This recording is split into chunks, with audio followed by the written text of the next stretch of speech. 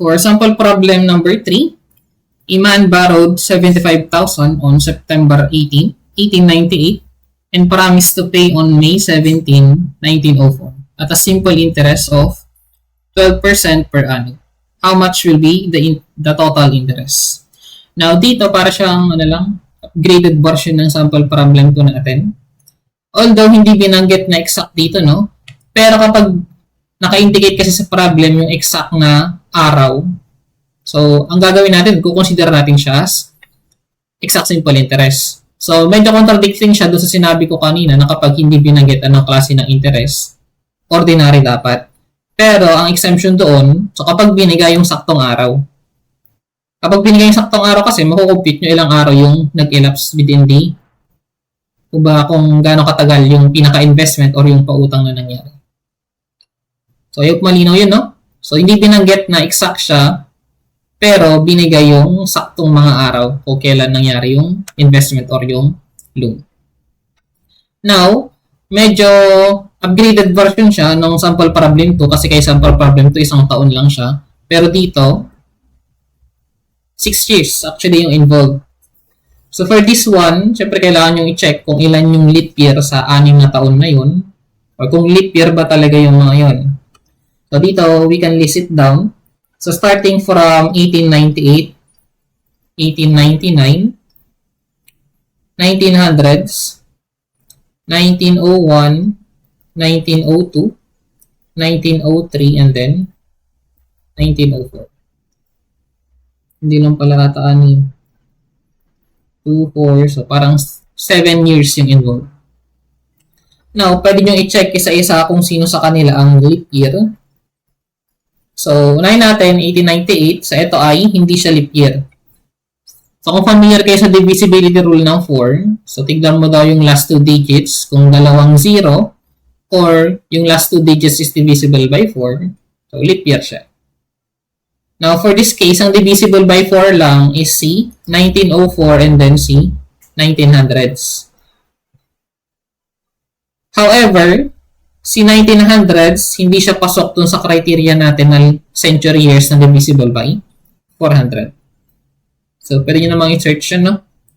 So, dito, ang leap year lang natin is itong si 1904.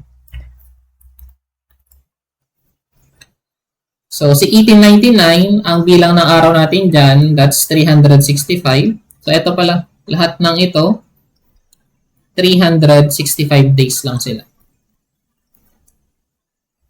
Doon sa 1898, so September 18, so mag-start ng 19 hanggang sa December 31 ng 1898.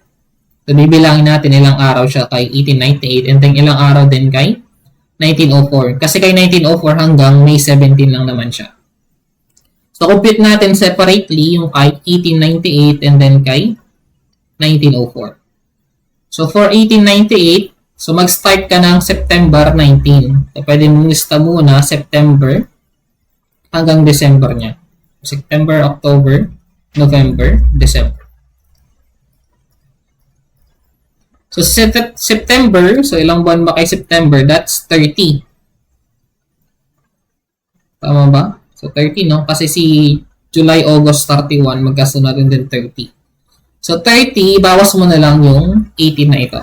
So, that's 30 na total number of days kay September minus 18. So, we only have 12 days. And then, October 31, meron siyang 31 days. November, 30 lang. And then, December, 31. So, for 1898, ang kabuuan ng araw niya dito, that's 12 plus 31 plus 30 plus 31, we have 104 days. Now, let's do the same for 1904. So, si 1904 naman, from January to May 17, 1904. So, January, February, March, April, and then May. So, take note, si 1904 is leap year. So, ang January niya, 31, ang February niya ay 29. And then for March, this is 31 again. April is 30. And then hanggang May 17. So 17 lang ilalagay natin kay May. And then total lang natin. 31 plus 29 plus 31 plus 30 plus 17. We have 138 days. Now, ang additional catch kapag multiple years ang involved, no? You need to compute the interest separate for leap years and those that are not leap year.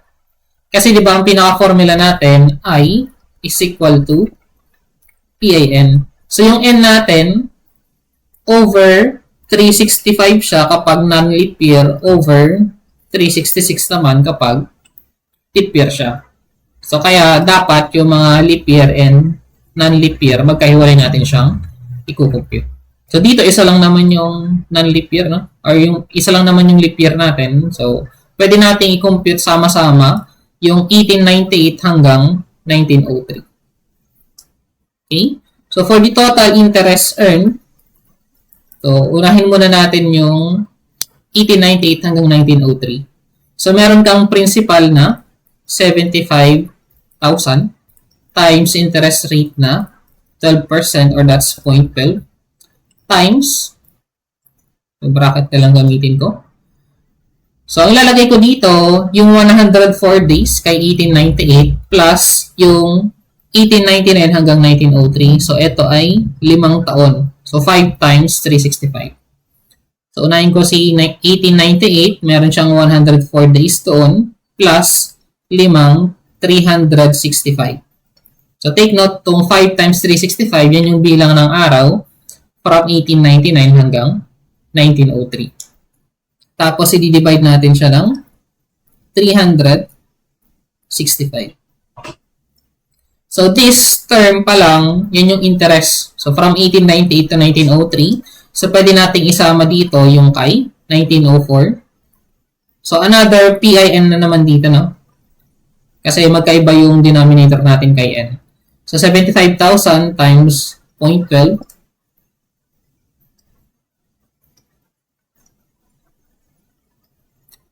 So, ang total days, we have 138 divided by 366.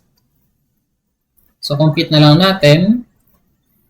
So, 75,000, 0.12, 104, plus 5 times 365 over 365, plus 75,000 times 0.12 times 138 over 366. So, we have a total interest na 50,957.83